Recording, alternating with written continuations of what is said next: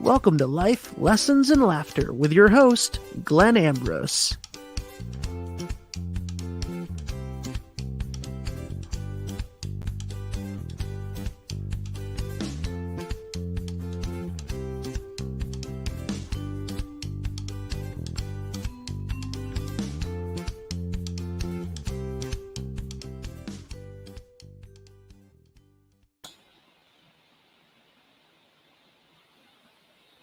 Hello, people.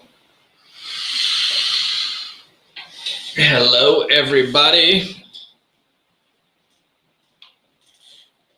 Welcome to the show. Thank you for joining. Please say hello so I know you're here.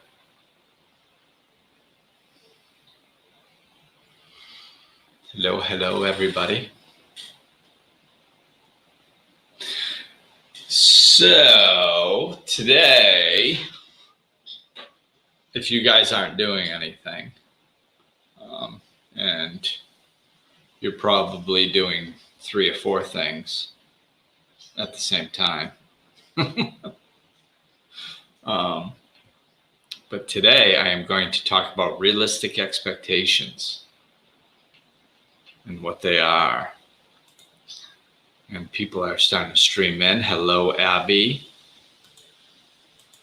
Hello, Melanie. I'm not sure if I know Melanie. Exciting, new people. So today I am going to talk about realistic expectations. So oftentimes, I'm working with my clients, and of course, in my own life, I see this as well, because that's how it is. We're all working on the same stuff. We're really not that complicated.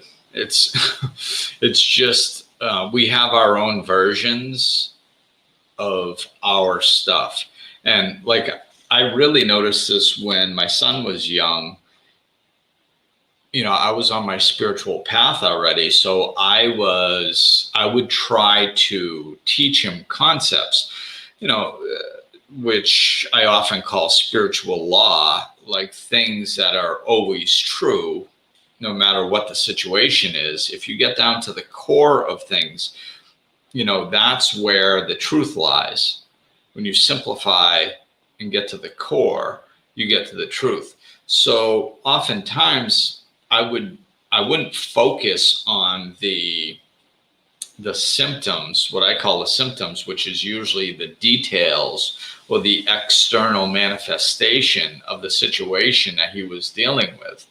I would try to teach him a concept lesson, which the concept lesson that lied underneath it. So as I was teaching him this way, oftentimes I would afterwards, I'd be sitting there reflecting and, okay, what did I say? Did I handle it right? How did I do? And I'd be thinking about the concept, and I'd often look and go, okay, is there a place in my life where I can work on this concept? And most of the time there was. So basically I was learning the same things in my 40s as my son was learning at 8 years old or 6 years old or 5 years old. It was the same stuff. It was just the details of the lesson were different. In my adult world, it looked really complicated and fancy. And then in his child situation, it often looked a little bit more simple, but the lesson underneath was the same. So this is what, this is the important stuff, is learning these lessons and understanding that we're more alike than we are different.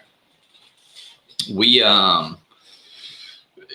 not that complicated. We're all working through the same stuff, and life, the way we live it, just looks complicated, and the same lessons will come at us from a different perspective, and it throws us. So gaining perspective, taking a step back from the details and gaining some perspective is very valuable. So this is what I do, and this is what I do in my own life, and I do with my clients as well, is make sure I have some realistic expectations of my life and what's going on. And a lot of times when I get caught up in the details of life, which is where the stress starts occurring, if I disconnect from that and regain some perspective by taking several steps back, then all of a sudden I can see where I'm off. So with that mindset, what I'm talking about today is having realistic expectations. So what I've noticed is that, like I said, in my own life as well as other people's lives, we're not realistic as to what our life is going to look like. And this is very insidious. It creeps in very funky ways. So like the obvious way is thinking that everything's going to go our way. Like, I'm doing all this spiritual work. I'm working on myself. I'm trying to be happier. So I'll put in the work and then everything will go my way. Now, we're not consciously thinking that, of course, because when you say it out loud, it sounds silly. But unconsciously, that's kind of what we're looking at, because otherwise, why would we get upset when something doesn't go our way? We immediately judge it. Like, if we get a flat tire, it's like, oh my God, I can't believe I got a flat tire.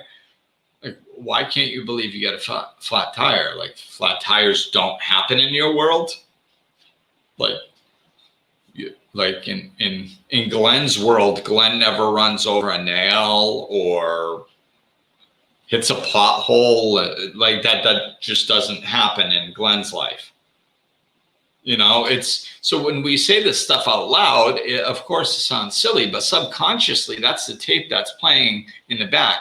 That is our rule for happiness. Our rule for happiness basically is that everything goes our way. And as soon as that doesn't happen, then there must be something wrong. We label it as something wrong. And if we're labeling things as something wrong, like as a general rule, you can't fix that. Like you can't fix something that's inherently wrong. Like you get a flat tire and the fact that you got a flat tire is wrong. Well, you're in deep crap. Like you will never find peace if that is your perspective ever around that topic. You might find peace in other areas, but if that's the type of thinking that we're doing, we're never going to have peace because it's wrong. So like to explain this in a little bit more detail, Brene Brown has done a lot of work on shame, and she's great at what she does. And her explanation of shame is basically like, I think it was the shame and guilt, I believe. So it's guilt is thinking you did something wrong. Shame is thinking you are something wrong. And shame is very dangerous because just that, of course it's not true, but that illusion, that thought process that says there is something inherently wrong with me, I'm flawed. Like you can't fix that in your head. Like you're broken and there ain't no fixing it. So if that's your perspective, that's where shame comes from. And it's very dangerous because there is no hope for something better. There's no, like that locks you in to feeling a certain way. It's the same way with external things. If you are labeling things as wrong and bad and they shouldn't have happened, then that you are not going to be able to have peace in your life. Because there's a bunch of things wrong in the world, and that's a problem. And it's going to impede on your happiness because the world is inherently broken and there's no fixing it. So we have to start understanding that Like there is no right or wrong. It just is. Sometimes we get a flat tire. That doesn't mean we have to like getting a flat tire.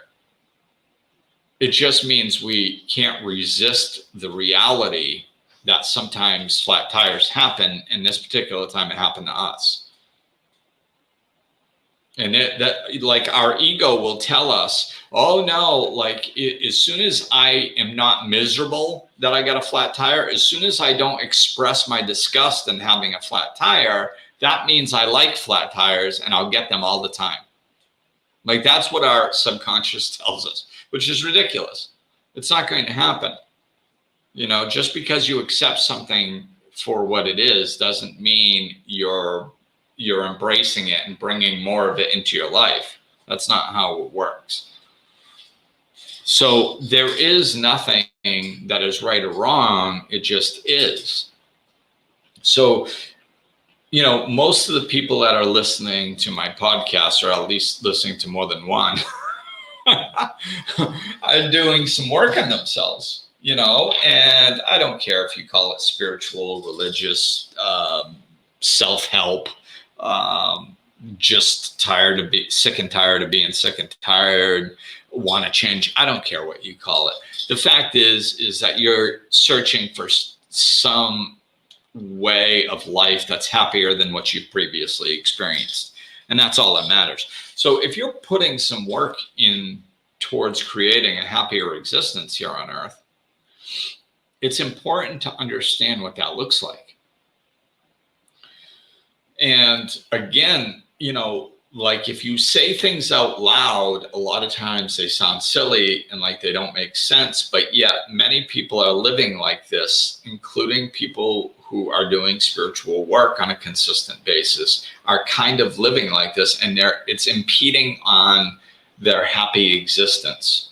This is why I'm talking about it today.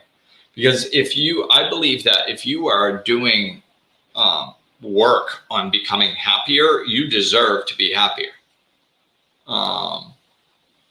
You deserve it. I mean, I believe it's your birthright. I believe happiness and peace is our birthright, all of us. And if we are leaning in towards that, we should actually be able to experience it. And the beauty is we can experience it. We can experience it as we walk this journey. We don't have to wait until we get somewhere. We don't have to wait until we learn a certain thing. We don't have to wait until we find the magic key. We don't have to wait until we hear just the right podcast at just the right time, or read the right book, or we're getting addicted to information trying to find the magic pill that's going to give us happiness. And meanwhile, we're missing our happiness. So, you know what? I want you to know what a spiritual existence looks like, a happy existence looks like. And this is oftentimes in our jobs, lots of people have their own businesses now, in their businesses, in their personal lives. Like we have to get a realistic expectation about what that looks like. And it does not look like nothing going wrong. How's that for a double negative? It does not look like nothing going wrong.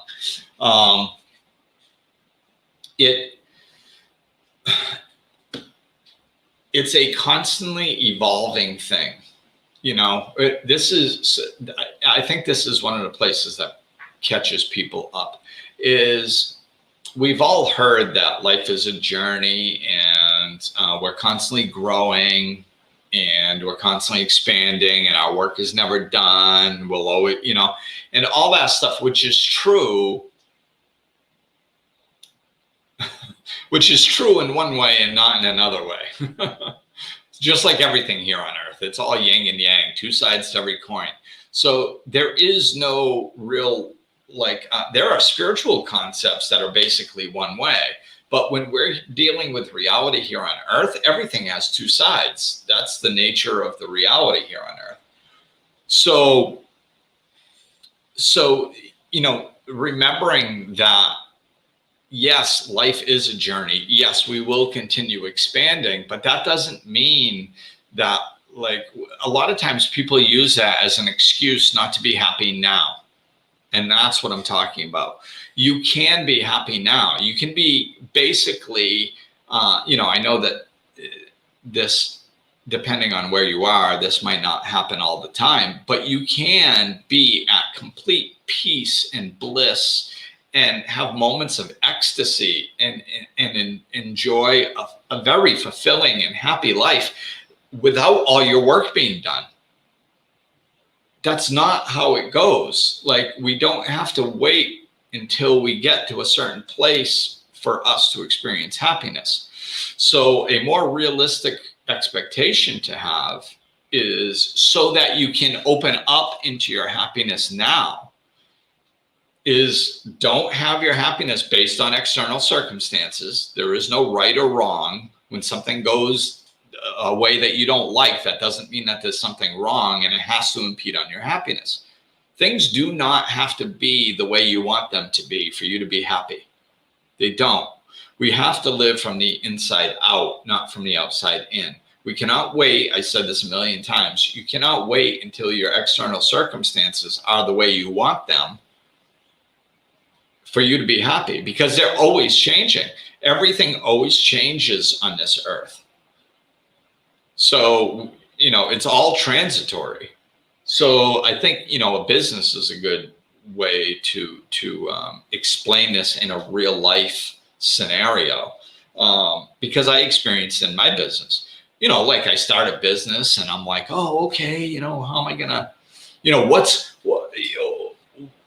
am I gonna do? Well, I mean, that was like a big, exciting time. I became a life coach. And I was personal training part-time, collecting unemployment part-time, trying to figure out how to start a business. And I had this idea of, and I had just gotten custody of my son. So I had this idea of living in the same building and having a business space to work out of. So, which is cool, So now all of a sudden, so I start my business and I get that building. And this is very exciting. And I'm like, oh my God, this is so cool. Isn't this great how this unfolds?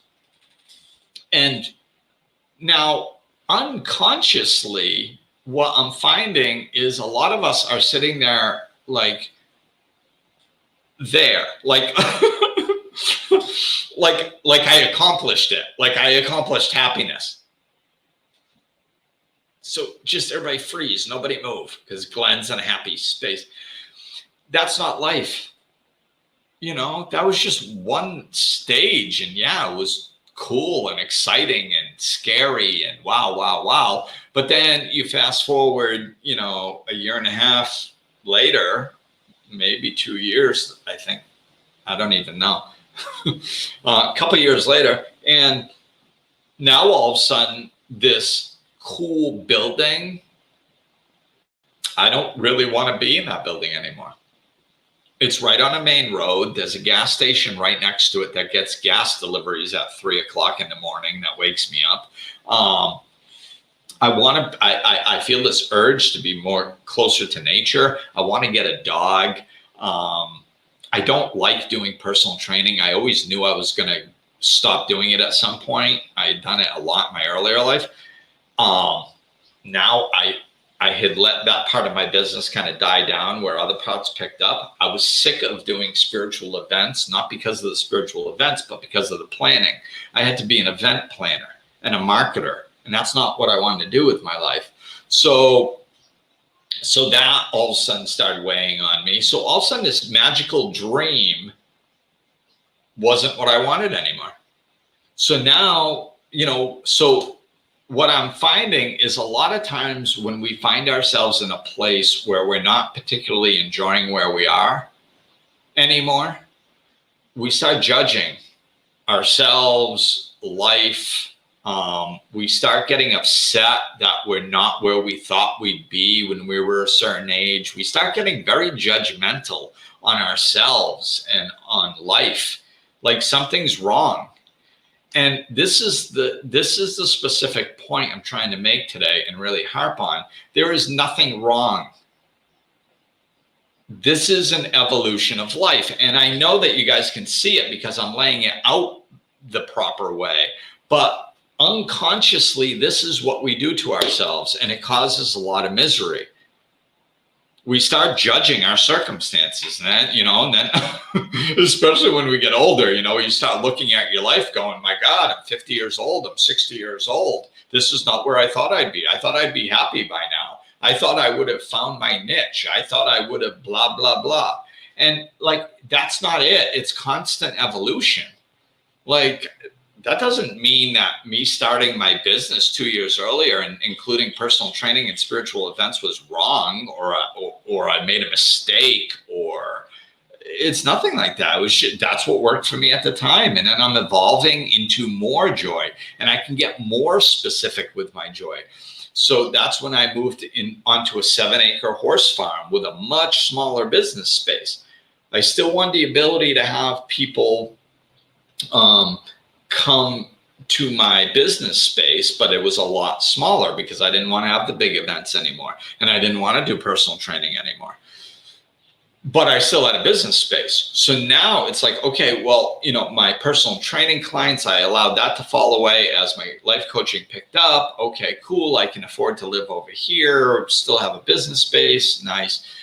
And then I do that, and then whatever, a year and a half later, all of a sudden my son's like, hey, after a vacation to Florida, I'd love to move to Florida. I'm like, cool. I've been waiting to move back to Florida for 14 years. I don't like the cold in Rhode Island,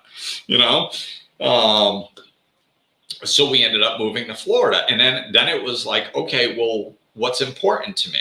Well, my life coaching business is important to me. And that was big enough where it was my sole source of income at that time. So I didn't have to get a business space. Didn't mean that I made a mistake getting the business space last time, or there was something wrong with having a business space. It's just the natural evolution. So when you see it from a distance, it's just like, well, as I'm saying this, I can feel people going, well, Glenn, why nobody would think that there's something wrong if that was their life. Yeah, we do that. We do that in our lives. I know because I talk to clients about it all the time. It just sounds ridiculous when we're saying it out loud. And when you guys are listening to my story, remember that when it's your story, it's different. Because you have no emotion around my story. So you're just listening to it fact-based going, well, that's a natural evolution. Makes perfect sense, Glenn. I don't know why you're using this as an example, but this is what we do in our lives. We hit different stages. We do something. We get a job and we go, oh, this is my dream job. I can't believe I get to do this for a living. And then we think that chapter of our life is done and we can finally stop worrying about it. And then 2 years later, we wake up and we're really not that happy at that job. And we think that there's something wrong with the job or something wrong with us or both. And it's like, no, man, it's just that, a lot of times sometimes our perspective gets knocked off balance. That happens with jobs quite often, actually. So you might need to adjust your perspective or something. But a lot of times, especially when you're on your own business, there's so much flexibility there and so much is your responsibility. You have to tweak things. And even if you don't have your own business, that can happen in regular everyday life too. It happens in relationships. Look at the divorce rate. You telling me this doesn't happen? Nobody's walking down the aisle going, oh my God, this is definitely going to end in divorce 10 years from now or 5 years from now. No, man, when people are getting married, they think that they found the one and that they don't have to worry about it anymore. All of a sudden they wake up years later and they're like, wait a minute here, who's this person and why am I not happy? I thought I was going to be happy with this person. It's like, man, we have to evolve and we have to, our expectations have to evolve. We have to roll with life. We have to live more consciously so we can navigate these things. We don't, there's different answers for different situations. It's not like we have to turn in I adjusted my business. That doesn't mean you have to adjust your spouse. You don't have to go out and get a new one every time, you outgrow something. There are different ways to navigate these things. But the key is having a realistic perspective that there is, like, you can be happy now, peaceful, content, blissful, all that stuff, and right now. And then as things come up and evolve, and as changes are necessary, don't judge it and don't judge yourself. Just sit there and be like, oh, okay, wow, look, that was kind of exciting last time, but I got caught up in the fear last time I made a big change, or last time I made some adjustments. But now I'm seeing this is just how life unfolds, and I'll lean into the more joyful, playful way of making my adjustments as I move forward, instead of it being so fearful like it was last time.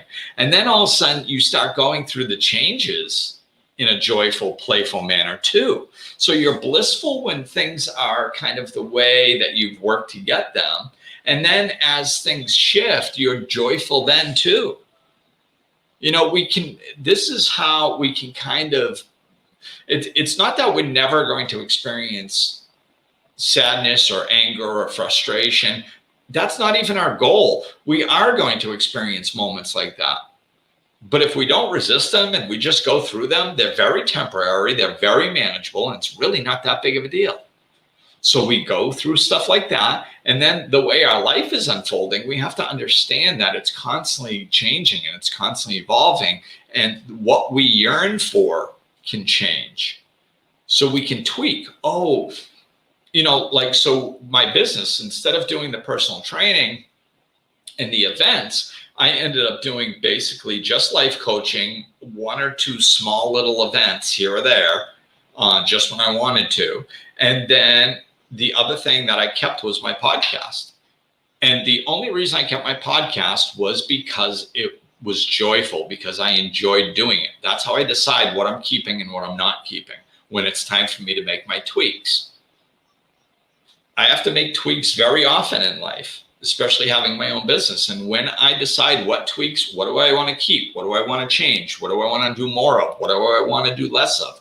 This is how we're supposed to be going through life, making the tweaks constantly.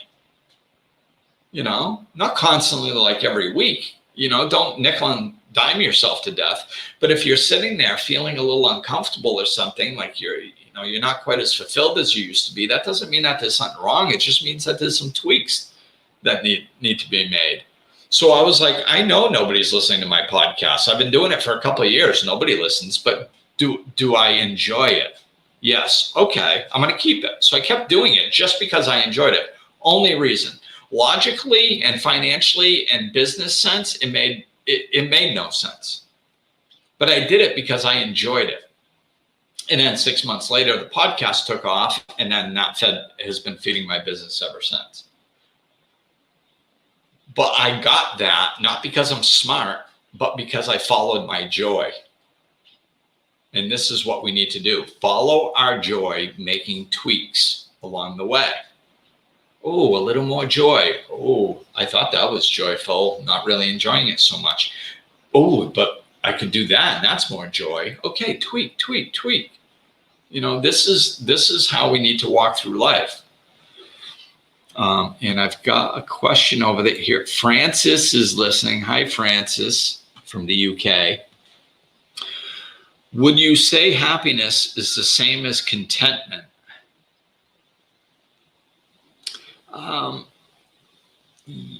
Yes.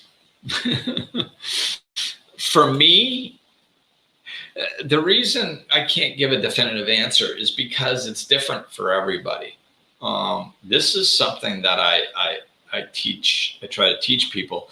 Pay attention to how words make you feel, because we've learned words in different situations individually. So sometimes words have just the slightest difference of energy to one person than it does to another person.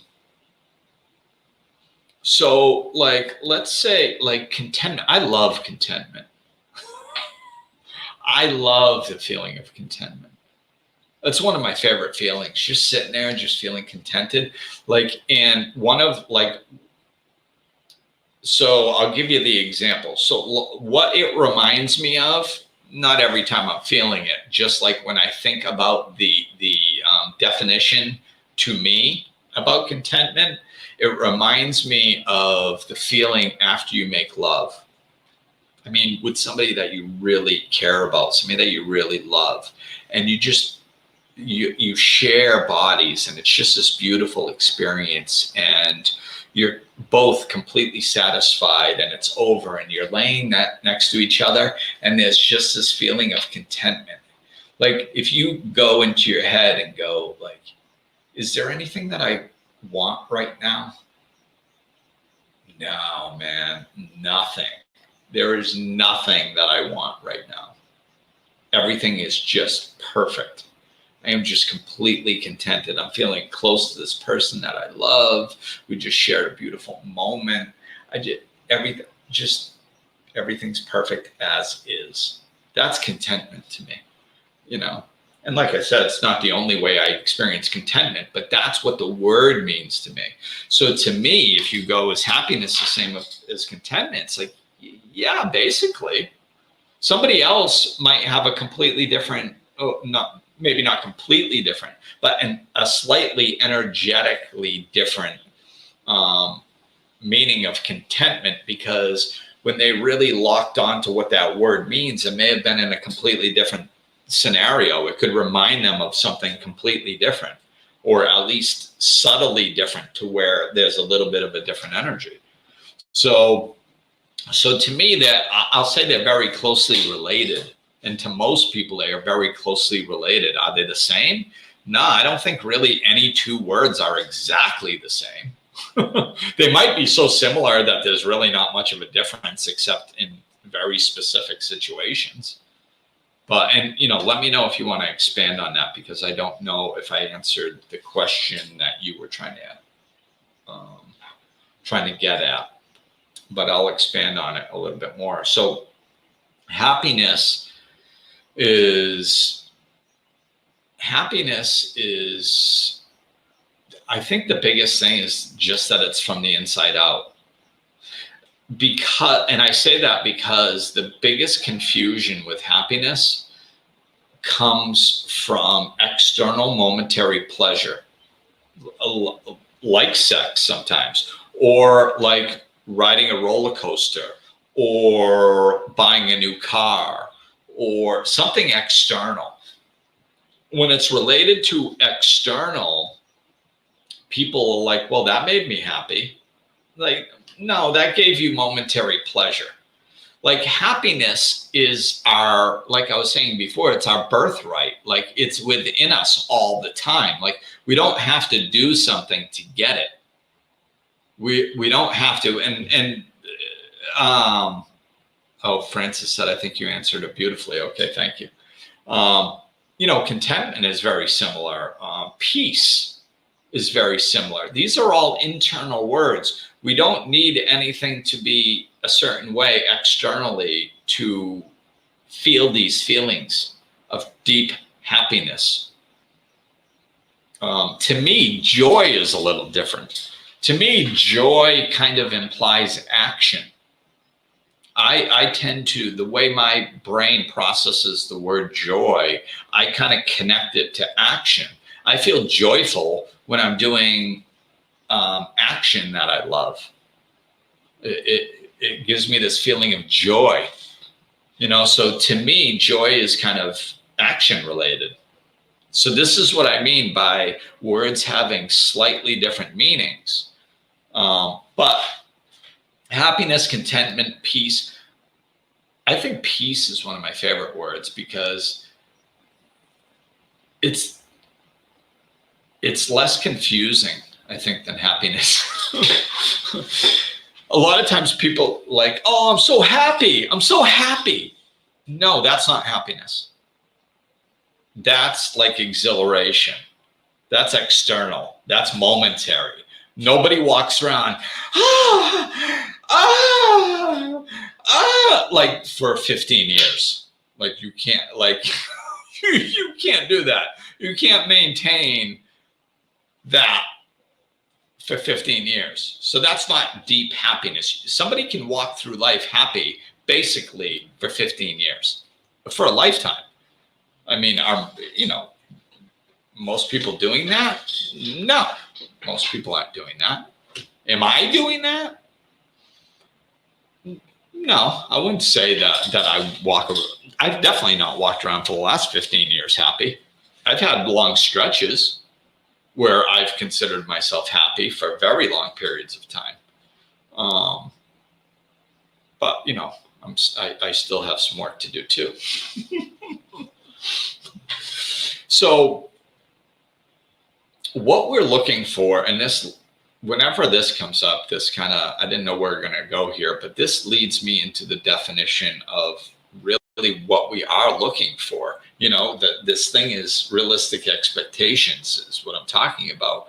So I talked about nothing being right or wrong, leaning in the direction of more joy and more happiness and making those tweaks, but ultimately what I feel that the energy is that we're really seeking, that we really want to lock into because it's amazingly wonderful and it's sustainable and we can walk through life with it, is this deep spiritual contentment, this deep love, it's deep. It's not high up here. Oh my God, this is so wonderful. No, it's not that. It's down here.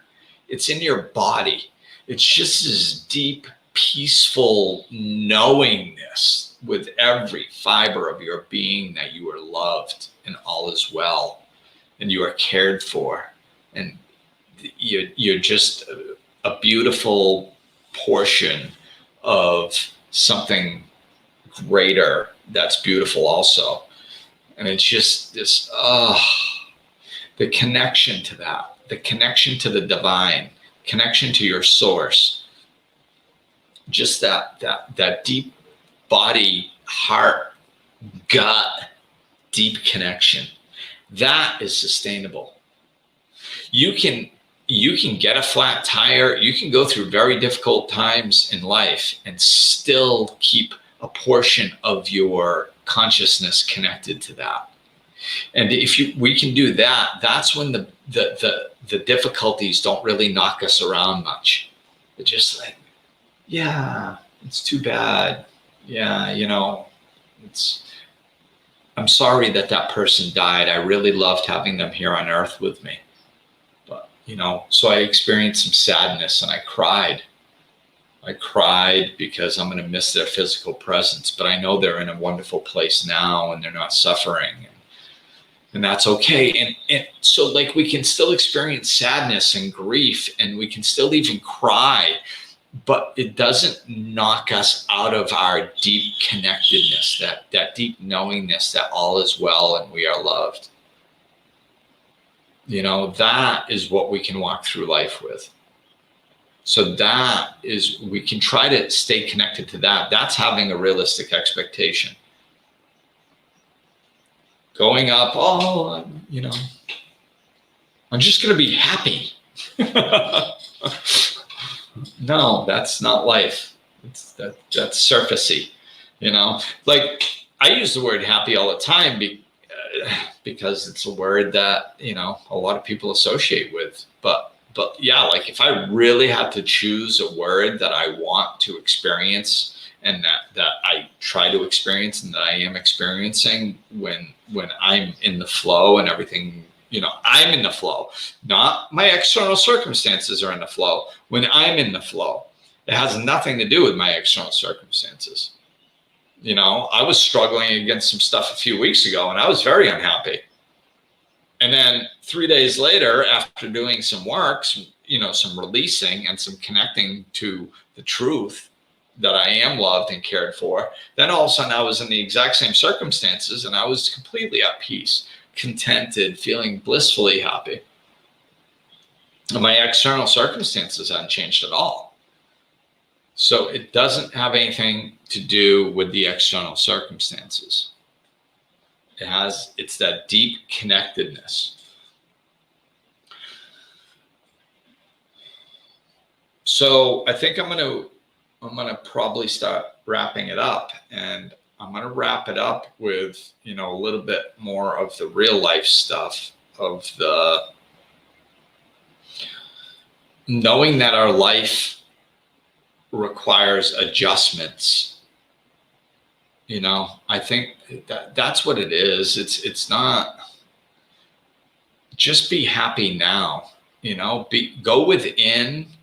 Just do yourself a favor, man. Stop listening to manifesting freaking recordings and books and all this crap, because all that manifesting is trying to get you to focus on something outside. That's not true manifestation, and it works sometimes at best.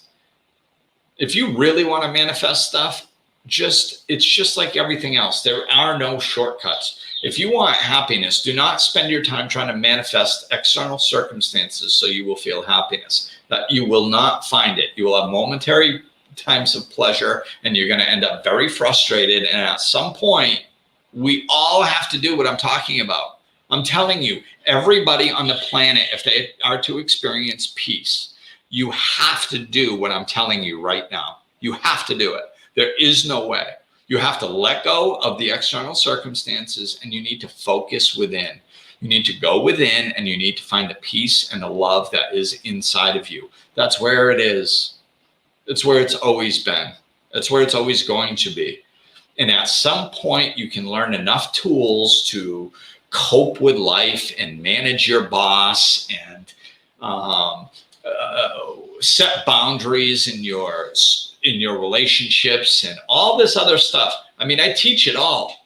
I know all about it. I teach it. It's my job.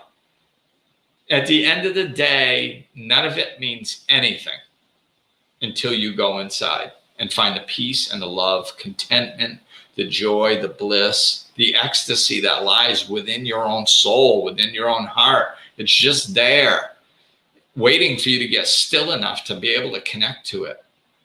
Do that. That is your primary goal. Do that. Once you do that, everything else will come. You'll be able to set boundaries and find the right relationship. You'll be able to manage your difficult parents that you're taking care of now. You'll be able to figure out how to handle your friends. You'll be able to manifest new jobs and cars and houses if you want. You can manifest whatever you want, but it's got to come. That's where the strength comes from. And if you don't believe me, go look up Eckhart Tolle's manifestation course. I've always believed this. All these manifesting courses, many, many years ago, I leaned into them, and I could feel that there was something missing from them. I knew something was missing to them. And some of the time, I didn't even have the clarity myself what it was missing, but I knew it was missing. And then I started figuring it out and understanding it. And then Tolle several years ago, came out with this manifesting course. And I was like, I bet you Tolle knows this. So I signed up for his course, and I didn't even finish taking it. I think I watched like the first 3 videos or something. And right off the bat, he said, the first thing about manifesting is forget about manifesting. You have to, because it's very sporadic at best.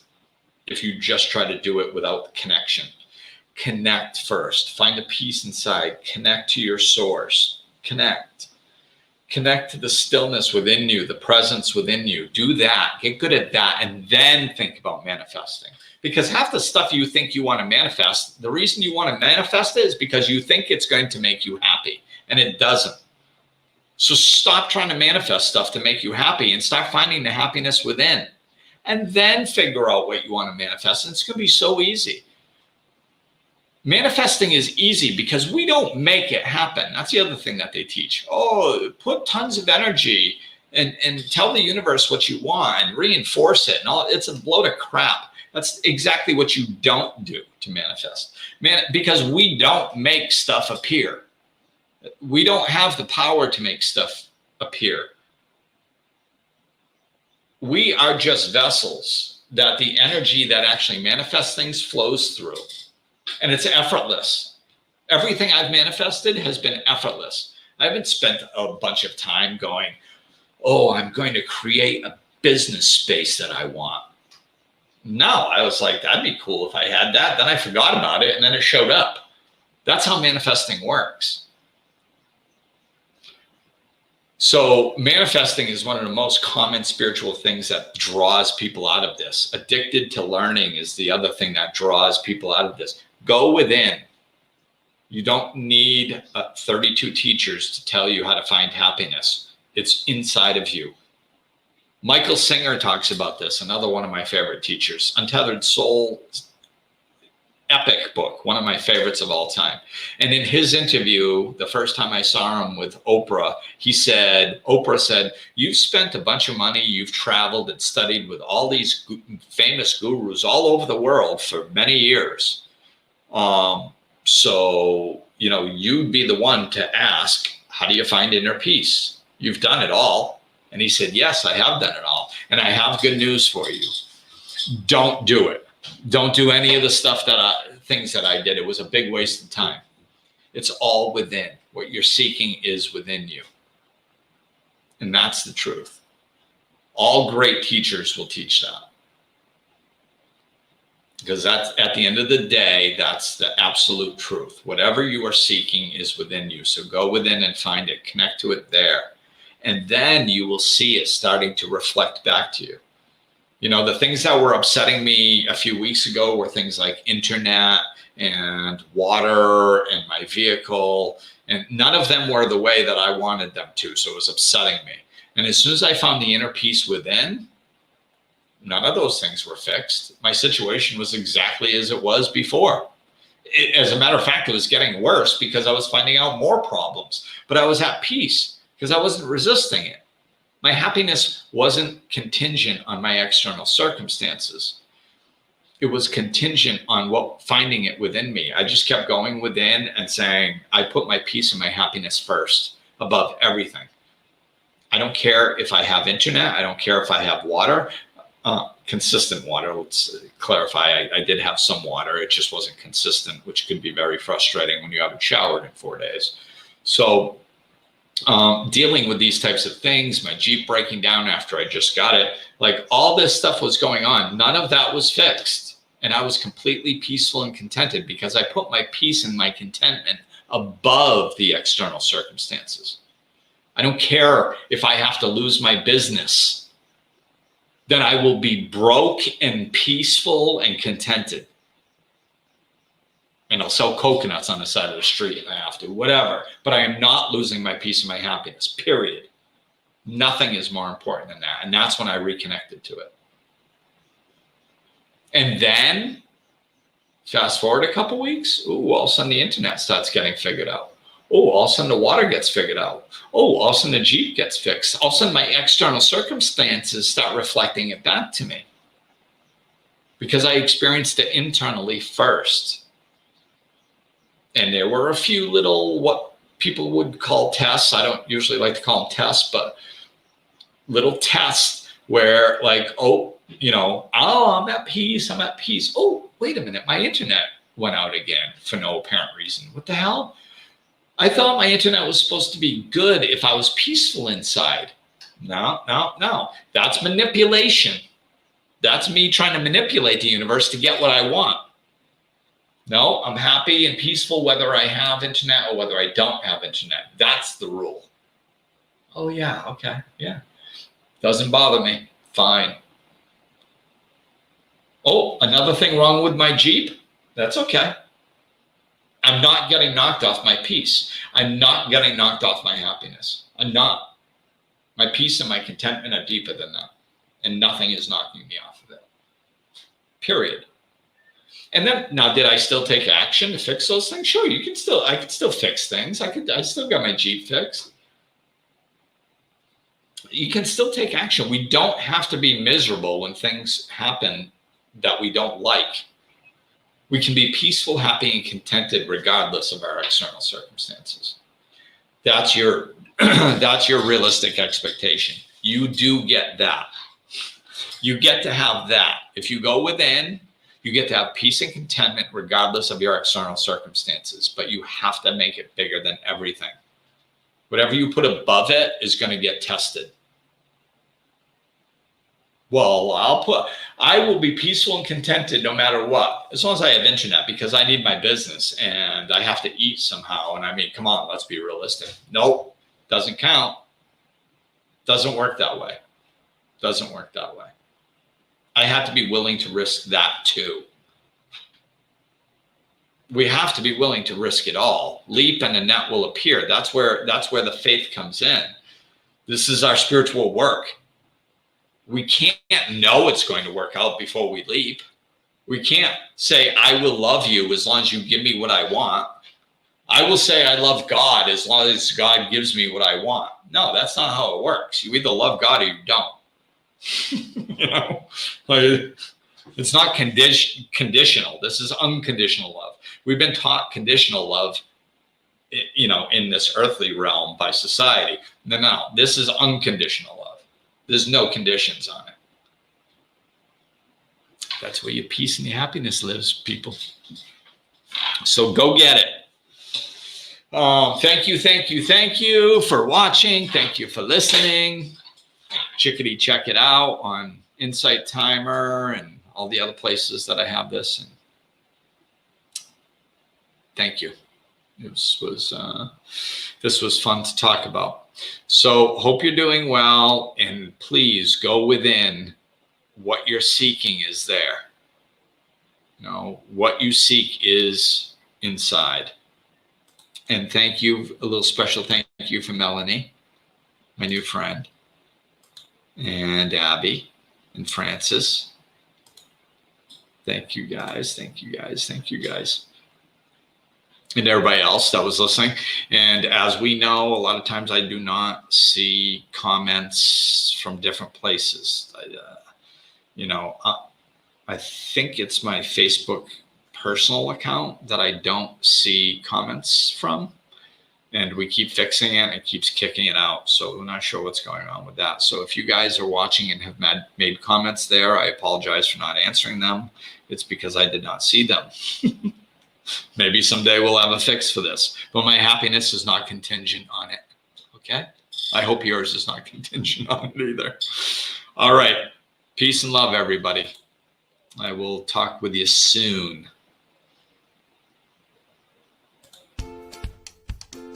Looking for more? Check out over 200 episodes of Life Lessons in Laughter, or click the link in the description of this episode to connect with Glenn directly.